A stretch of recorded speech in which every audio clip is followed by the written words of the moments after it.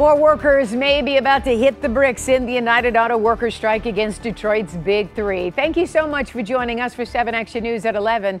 I'm Carolyn Clifford. Union President Shawn Fain could announce another expansion of the walkout Friday morning unless progress intervenes. Meantime, former President Donald Trump weighed in on the dispute tonight with harsh words for President Biden, the transition to EVs, and what he says it will mean for jobs. 7 Action News reporter Brett Cast is in Clinton Township tonight, where Trump spoke to supporters gathered at a non-union auto supplier. Well, in front of this crowd today, former President Donald Trump said he supports UAW workers. And although this is a non-union facility and it was not supported by UAW leadership, there were some UAW members here who say they're throwing their support to the former president. A trip to Michigan in the midst of a strike. Former President Donald Trump skipping the Republican debate to court UAW workers. To the striking workers, I support you in your goal of fair wages and greater stability, and I truly hope you get a fair deal for yourselves and your families. As expected, the former president and current candidate criticized the shift to electric vehicles, saying President Biden's push to EVs will destroy auto jobs and send them overseas. Biden's mandate isn't a government regulation. It's a government assassination of your jobs and of your industry. Lawnmowers, weed whippers, sure. Vehicles, no. UAW member Stephen Grzebinski agrees. He's been a member for over 20 years and currently works at Sterling Axle.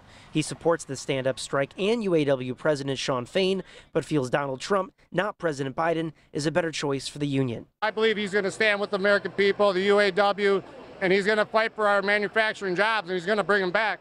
During Biden's Tuesday trip to Wayne County, he joined the picket line at the invite of Fain and also expressed support for specific union demands like the 40% wage increase. While Trump didn't go that far, Grzebinski feels he has their back. Do you think he'll make a stance and say he stands with the union when it comes to the 40% wage increase or other demands in the contract? I don't know if that's for him to say, but I know he understands that a living wage is not $16, $17 an hour. While UAW members in the crowd stand behind Trump, other members and UAW leadership do not.